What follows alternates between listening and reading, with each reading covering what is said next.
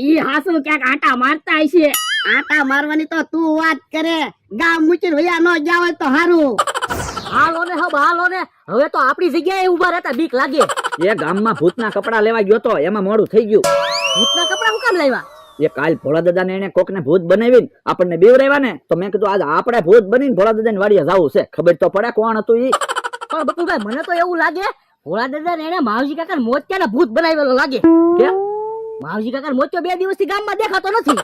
હવે જે હોય ઈ હમણાં ખબર પડી જાહે. તમે જાઓ ભોળા દાદા ની વાડીએ, ભોળા દાદાને હેરાન કરો એટલે ઈ ભૂત ભૂત એમ હાથ કરશે, એટલે હું ભૂત બનીને આવું અને ભોળા દાદાને ઢીબી નાખું એટલે ભોળા દાદા હાચું બોલી જવાના છે કોણ ભૂત હતું ઈ. હા હા જાણવું તો પડશે જ તે, નકર આપણે ભોળા દાદાને વાડીએ નહીં જાવી તો આપણી તો આવક બંધ થાય. આવક બંધ થાય એમ થોડું હાલે. વાતો નથી કરવી, જાવ તમે ભોળા દાદાની વાડીએ ત્યાં હું ભૂત બની જાઉં. બકુલભાઈ હું ભોળા દાદાને જઈને હેરાન કરું ને ત્યાં તમે પહોંચી જાજો હો. એ હારું તમે જવો, હમણાં ભોળા દાદા ભૂતને બોલાવે ને ત્યાં